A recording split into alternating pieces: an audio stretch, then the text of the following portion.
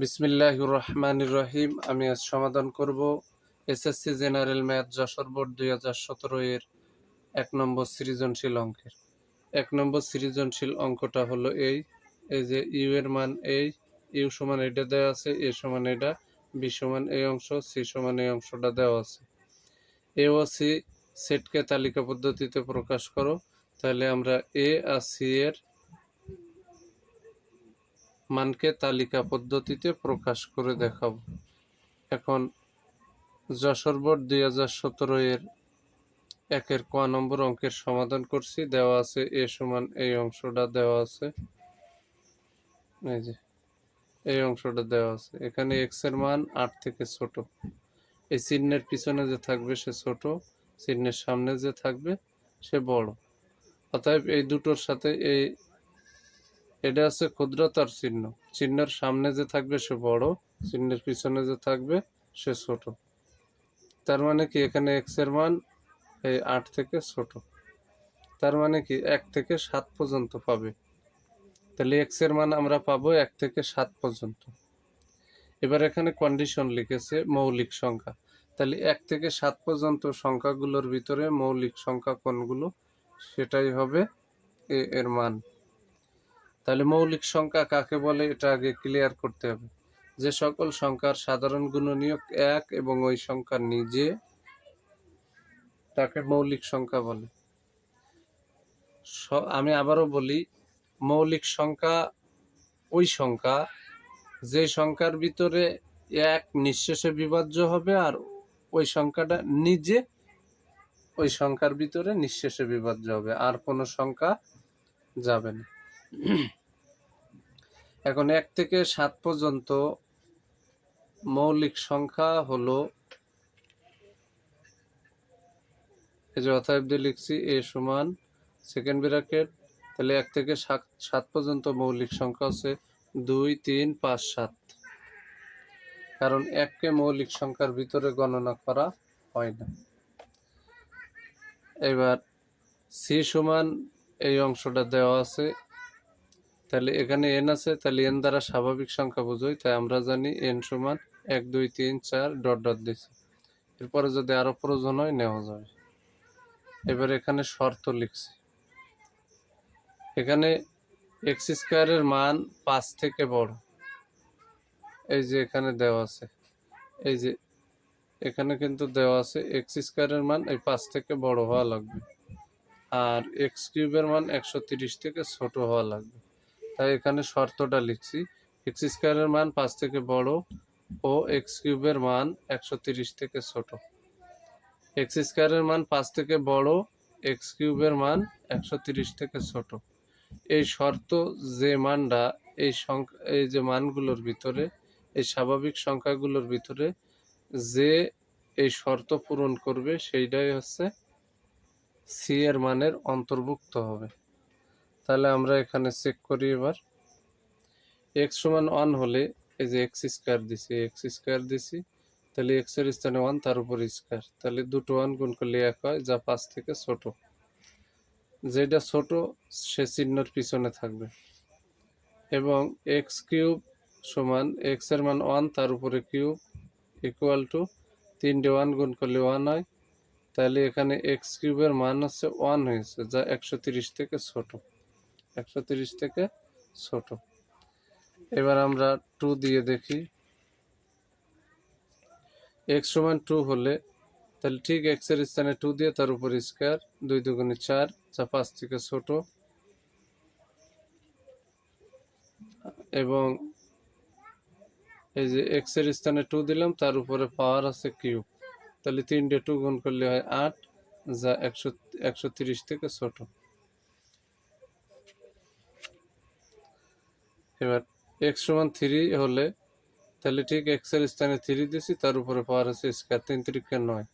এবার কিন্তু এই এক্স এখানে কিন্তু এক্স স্কোয়ারের মান এই যে 9 হয়েছে, যা 5 থেকে বড়। এই চিহ্ন আগে ছিল 5-এর দিক, এখন বড়টার দিক চলে আসলো। এবং এই যে এখানে এক্স এর মান 3, তার উপরে কিউব, তার মানে কি এক্স কিউব তাহলে এক্স এর স্থানে এখানে 3 আছে, তাহলে 3 3 গুণ করলে 3 3 9 3 9 27, যা 130 থেকে ছোট। x সমান 4 হলে এই যে x এর স্থানে আমি 4 দিছি, তার উপরে পাওয়ার স্কয়ার, তাহলে 4 স্কয়ার 16, 4 4 16, যা 5 থেকে বড়, এবং 4 এর মাথায় এখানে কিউব দিছি, তাহলে 4 4 16, 4 16 64, যা 130 থেকে ছোট। এবার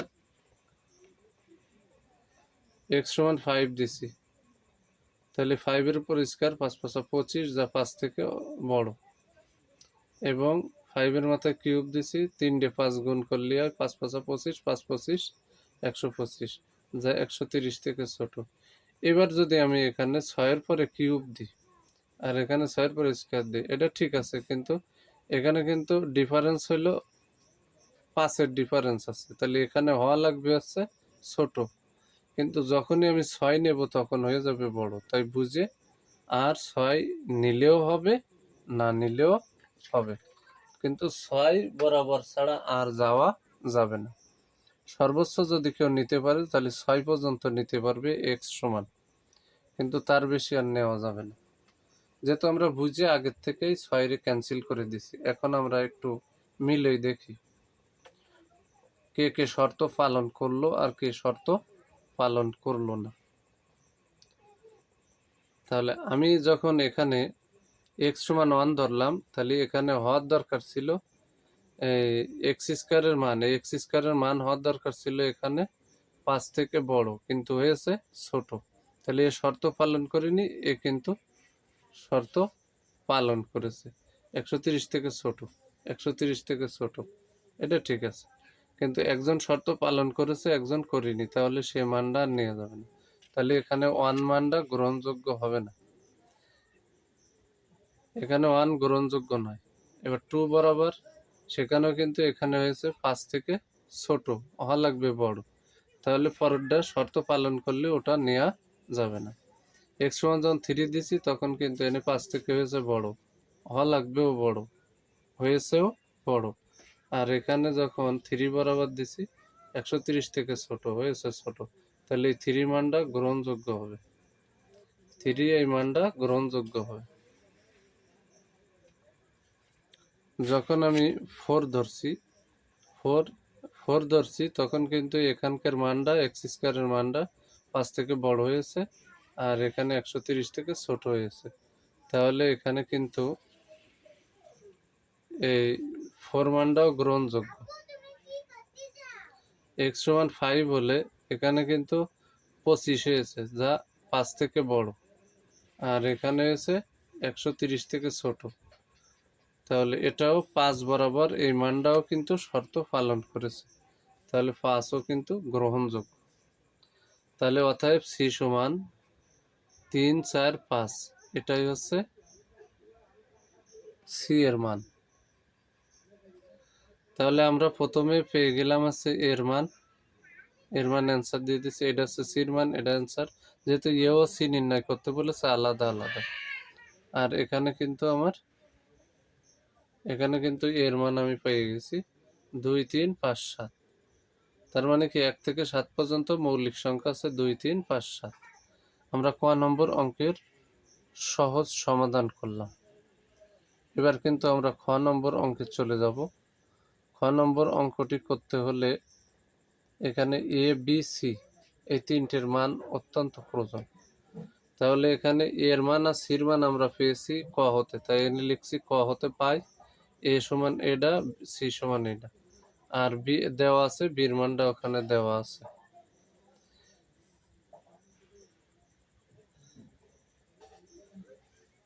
এখন খ নম্বর অঙ্কের লেফট হ্যান্ড সাইড আছে এই, তাহলে প্রথমে আরো ব্র্যাকেটের ভিতরের কাজ করব।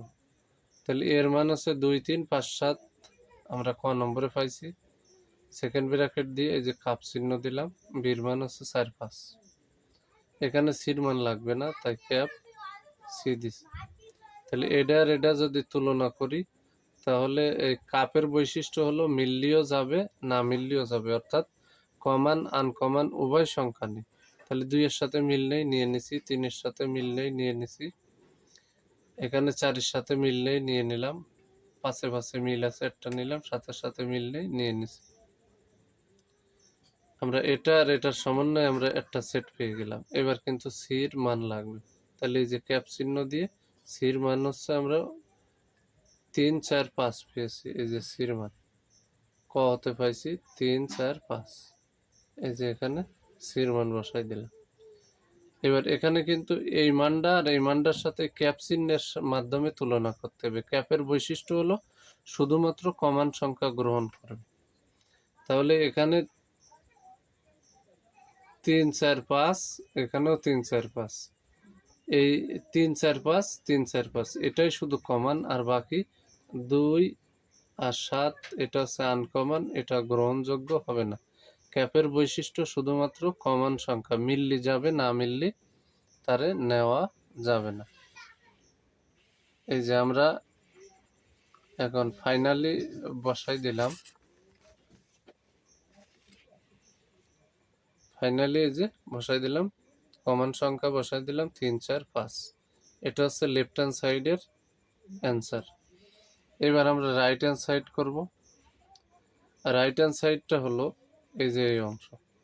তাহলে এই ব্র্যাকেটের অংশ আগে করবে। এখান থেকে একটা সেট পাবো, এখান থেকে একটা সেট পাবো। কাপ চিহ্নের মাধ্যমে তুলনা করলে আমরা রাইট হ্যান্ড সাইডের অ্যান্সার পেয়ে যাব। এখানে এর মান এই যে বসালাম 2, 3, 5, 7। এই যে ক্যাপ চিহ্ন, বির মান আছে 4, 5। এই যে কাপ চিহ্ন, বির মান আছে 4, 5 কাপ, সির মান আছে 3, 4, 5। তাহলে এটা যদি তুলনা করি শুধুমাত্র কমান আছে 5, নিয়ে নিলাম। এই যে আমরা কাপ চিহ্ন পেলাম, কাপ চিহ্নটা দিয়ে দিলাম। আর এটার মান যদি এই কাপ চিহ্ন দিয়ে আমি তুলনা করি, তাহলে এখানে আমরা পাবো, যেহেতু কাপের বৈশিষ্ট্য কমান আনকমন উভয়টা গ্রহণ করে, তাহলে এখানে 3 নিয়ে নিলাম আনকমন হিসাবে, 4 4 কমান, 5 5 কমান। তাহলে এবার এখানে কিন্তু কাপ চিহ্ন, এখানে কাপ চিহ্ন। তাহলে এই 5 আর এই পাশে তুলনা যদি করি অংশের সাথে, তাহলে এখানে 3 আনকমন, 4 আনকমন, 5 5 কমন। তাহলে আমার left hand side 3, 4, 5, right hand সাইডও 3, 4, 5। তাহলে পরিশেষে আমরা লিখতে পারি অতএব left hand side equal to right hand side. অঙ্কে যেহেতু প্রমাণ করতে বলেছে তাই প্রুফ লিখে দিছি, প্রুফ লেখা হয়ে গেল। এবার আমরা গ নম্বর অঙ্কের সমাধান করব। গ নম্বর অঙ্কটার সমাধান করব। গ নম্বর অঙ্কে লাগবে হচ্ছে ইউ এর মান, বির মান আর এর মান। এই যে গ নম্বর অঙ্কটা একটু দেখাই নিয়ে আসি। গ নম্বর অঙ্কে এই যে ফারেনহাইট চিহ্ন আছে, এর জন্য ইউ এর মান, আর এ আর বি অক্ষর আছে, তাহলে এ আর বির মান লাগবে। তাহলে আমার গ নম্বর সমাধান করতে হলে ইউ এর মান, এর মান এবং বির মান রেডি করা লাগবে। আমরা এখন মানগুলো বসাবো। এই যে এখানে গ নম্বরে দেওয়া আছে ইউ সমান এই অংশ। তাহলে ইউ সমান এখানে 1 এর পরে স্কয়ার মানে 1, 2 এর পরে স্কয়ার মানে 4, 3 এর পরে স্কয়ার মানে 9। তার মানে এক্স স্কয়ারের মান 50 থেকে ছোট হওয়া লাগবে। তাহলে 1 এর পরে স্কয়ার দিলে তা ফলাফল 50 থেকে ছোট হয়, 2 এর পরে স্কয়ার দিলে 50 থেকে ছোট হয়, 3 এর পরে স্কয়ার দিলে 50 থেকে ছোট হয়, 4 এর পরে স্কয়ার দিলে 50 থেকে ছোট হয়, 5 এর পরে স্কয়ার দিলে 50 থেকে ছোট হয়, 6 এর পরে স্কয়ার দিলে 50 থেকে ছোট হয়, 7 এর পরে স্কয়ার দিলে 7 7 49 হয়। কিন্তু যখনই আমি 8 এর পরে স্কয়ার দেব তখন 8 8 64, যা 50 থেকে বড় হয়ে যাবে। অতএব আমরা 7 পর্যন্ত স্কয়ার দিতে পারবো। 7 এর পরে স্কয়ার দিলে 7 7 49, 7 এর পরে আর যাওয়া যাবে না। তাহলে আমরা কিন্তু ইউ এর মান 1 2 3 4 5 6 7 পেয়ে গেলাম। আর বির মানটা 4 5 উদ্দীপকে দেওয়া আছে। এর মানটা কিন্তু আমরা ক নম্বরে বের করছি, তাই এখানে লিখে নিচ্ছি ক হতে পাই এ সমান 2 3 5 7। এবার যেহেতু অঙ্কের ভিতরে ব্র্যাকেটের ভিতরে এ ফারেনহাইট আর বি ফারেনহাইট আছে, এজন্য আমি আলাদা করে মান বের করে নিছি। তাহলে এ ফারেনহাইট ইকুয়াল টু, এই যে ফারেনহাইট চিহ্নর জন্য, এই চিহ্নের জন্য ইউ মাইনাস, যার উপরে এই চিহ্ন আছে সেটা মাইনাসের পরে বসালাম। এবার ইউ এর মান 1 থেকে 7 পর্যন্ত, মাইনাস এর মান আছে 2 3 5 7। তাহলে এই অংশ থেকে যদি আমি 2 3 5 7 বাদ দিই, এই যে 2 3 5 7 যদি বাদ দিয়ে দিই, তাহলে বাম পাশে অবশিষ্ট থাকবে 1 4।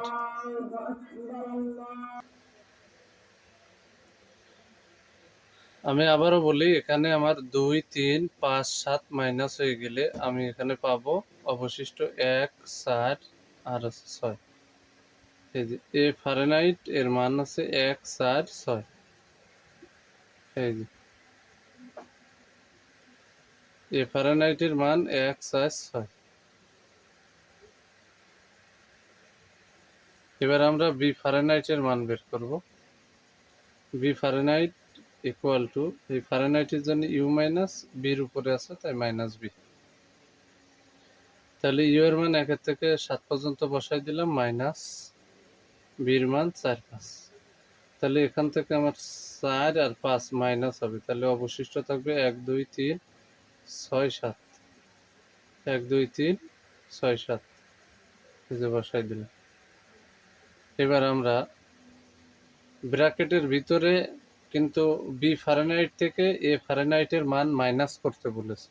মাইনাস করার পরে যা থাকবে ওইটার উপরে পাওয়ার বের করতে হবে। তাহলে অর্থাৎ বি ফারেনহাইট বিয়োগ এ ফারেনহাইট, তাহলে বি ফারেনহাইটের মান হচ্ছে এই কটা। এবার মাইনাস চিহ্ন এই, আর এ ফারেনহাইটের মান আমরা কিন্তু বের করছি এই যে এই কটা, 1 4 6। এই যে বসাই দিলাম। এখন কিন্তু এখান থেকে এটা মাইনাস করতে হবে, তাহলে 1 মাইনাস হয়ে গেল আর 6 মাইনাস হয়ে গেল। তাহলে 1 আর 6 মাইনাস হয়ে গেল, আর অটোমেটিক বিয়োগের ডানের পাশে 4 অটোমেটিক মাইনাস। তাহলে এখানে থাকলো 2 3 7। এই যে আমার এখানে পেয়ে গেলাম 2 3 7।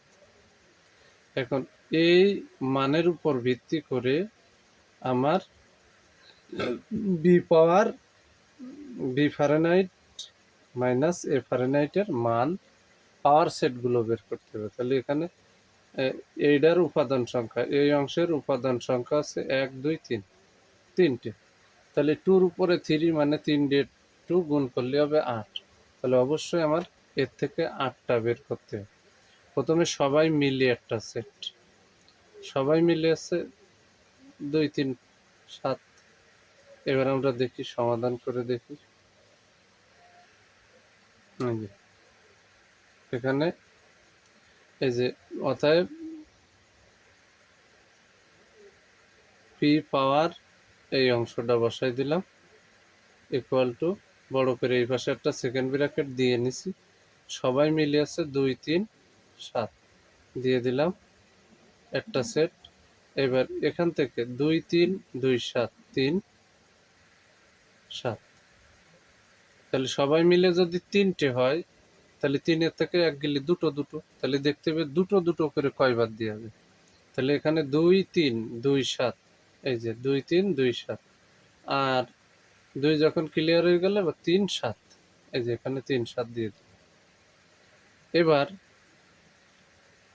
তিনটে দেওয়া হয়ে গেল, দুটো দুটো দেওয়া হয়ে গেল। এবার কিন্তু দুটোর থেকে 1 গেলি 1 থাকে, এবার একা একা, তাহলে 2 একটা সেট, 3 একটা সেট, 7 একটা সেট। সর্বশেষে একা একা দিয়ে গেল, তাহলে 1 থেকে 1 ফেলাই দিলি থাকে হচ্ছে 0, আর ওইটারে বানাতে হচ্ছে ফাঁকা, মানে কিচ্ছুই নেই। তাহলে দিয়ে দিলাম ফাঁকা।